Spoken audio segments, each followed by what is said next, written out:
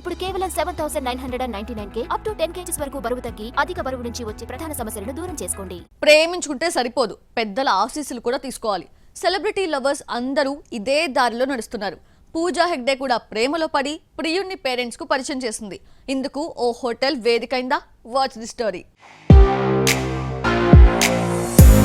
ప్రేమించుకున్నామా లేచిపోయి సీక్రెట్ గా పెళ్లి చేసుకున్నామా అన్న ట్రెండ్ కు కాలం చెల్లింది. ఇప్పటి జనరేషన్ ఎంచక్కా ప్రేమించుకుని పెళ్లికి ఇరువైపులా తల్లిదండ్రులు ఓకే అనేలా చేస్తున్నారు.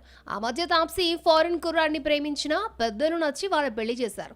అలియా రణబీర్ కపూర్ విషయంలోనూ ఇదే జరిగింది. వరుణ్ తేజ్ లావణ్య 6 ఏళ్ల పాటు ప్రేమించుకుని ఇరు పెద్దలను ఒప్పించి ఒకటయ్యారు. పూజా హెగ్డే కూడా ప్రేమ పెళ్లి మధ్యలో పెద్దలు అన్న కాన్సెప్ట్ లో నడుస్తోంది. పూజా హెగ్డే కెరియర్ స్టార్ట్ అయి 12 ఏళ్లు దాటింది. ఇంతవరకు ఎఫ్ఐఆర్ అనే గాసిప్ లేకుండా కెరియర్ నడిపేసింది.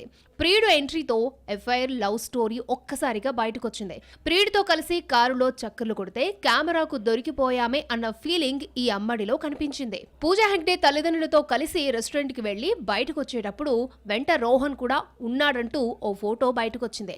అయితే ఇందులో నిజం లేదు. ఆ తర్వాత వచ్చిన వీడియోలో పూజా పేరెంట్స్ తో మాత్రమే ఉంది. ప్రియుడు ఫోటోను అతికించి కథ అల్లేశారు.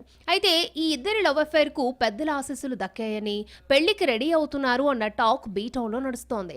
నటుడు వినోద్ మెహ్రా కొడుకు రోహన్ బాజీరావ్ మస్తానీ సినిమాకి అసిస్టెంట్ డైరెక్టర్ గా పనిచేశాడు.